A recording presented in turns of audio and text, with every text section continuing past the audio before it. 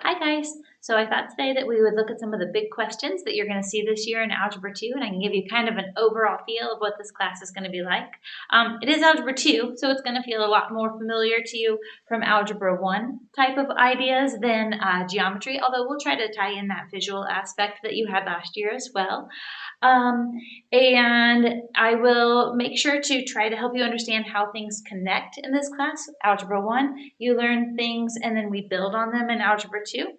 And then the things that you learn in Algebra 2, some of you will go on to pre-calculus and build on those. So I'll help you make those connections throughout the year as well. We're going to take some notes today. So I want you to get out your notebook and write these notes down. Okay, it is proven that your mind will remember things better when you physically write them. Actually, writing does a better job than typing, so I really want you to write these notes, not type them, and not just watch me. You need to be an active learner in this process, not just passively watching me say stuff. You want to integrate it into your own knowledge base. So go ahead and pause this video so you can get your notebooks out. Okay, so I probably will do a notebook check too and have you like scan pictures or something of your notebooks, or maybe when we get back, I don't know, somehow I'll probably do that because it's really important that you are learning this material and that will help you in the process. So anything that I write means I want you to be writing it as well. So if you see me writing up here, then that's what you need to write down. I'll try to upload some student notes from last year too, if that's helpful at some point. So I'll work on that as well. So anyway, one of the first big ideas that we're going to talk about this year in Algebra 2 is what inputs are possible.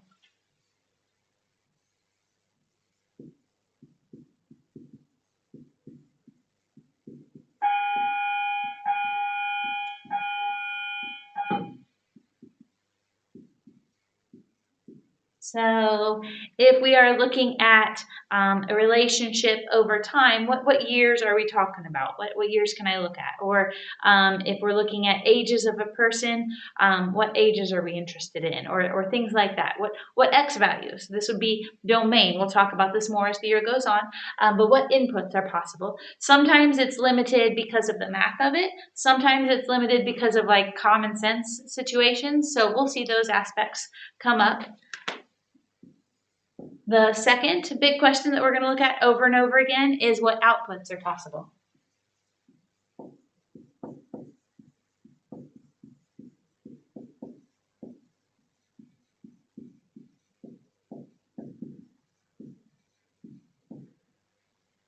In functions, this will be your y values. In life, this is the result.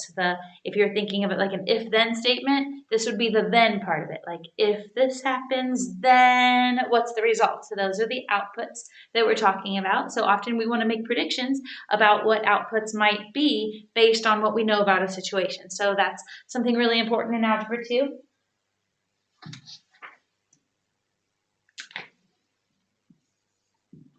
The third big question is, how does this function behave on the ends?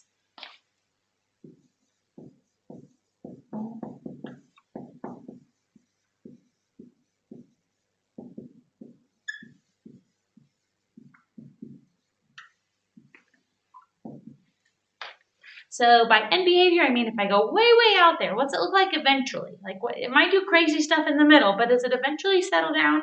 So we'll look at what happens in the ends of graphs.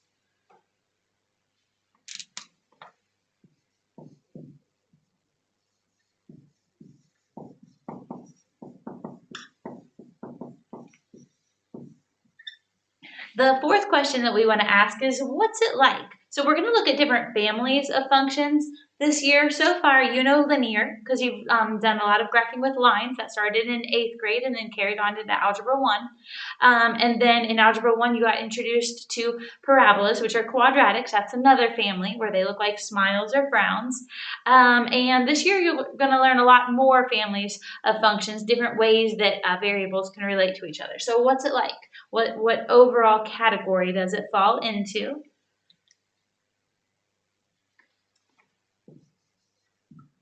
The fifth one is going to be, if I change the equation, what does that do to the graph? So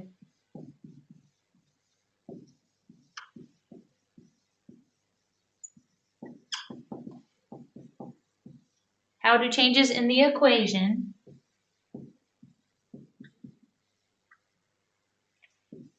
change the graph?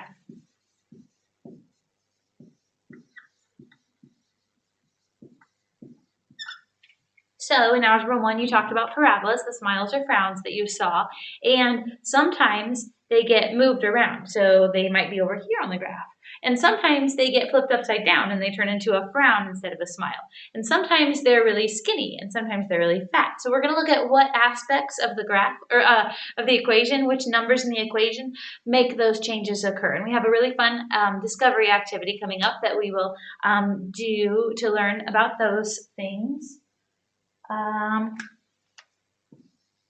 The sixth big idea is how do I undo or reverse a process?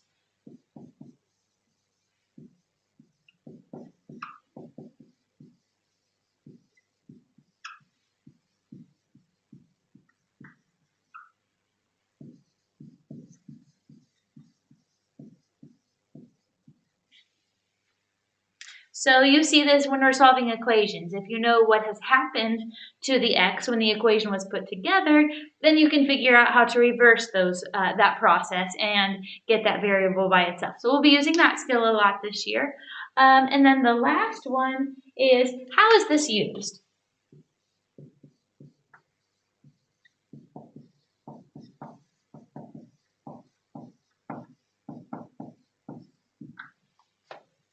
It's really important to me that you understand that the things that I'm teaching you this year have really good practical uses. This is not things that you're just learning for no reason.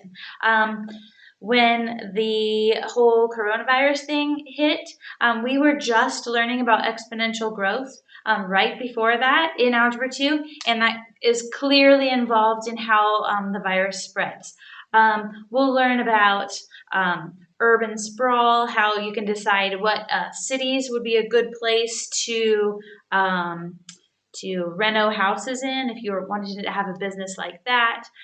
We'll look at different cars and when it pays off to get a more fuel efficient one, things like that. So it's really, there's a lot of very practical ways that we can use this. For those of you who are in Analytical Algebra 2, we'll do tons of this, tons of where this is used. So that's really going to be the focus in the analytical. In regular Algebra 2, we'll look at two things, where it's used in life, but then also where it's going to be used in higher mathematics, because you need both aspects of that to be successful in life and in your higher math classes that are coming. So those are all of your notes for today. So we'll be revisiting these questions over and over again this year. So it's good to have a list of them just right up front in your notebook so that you know where to look when we start talking about them.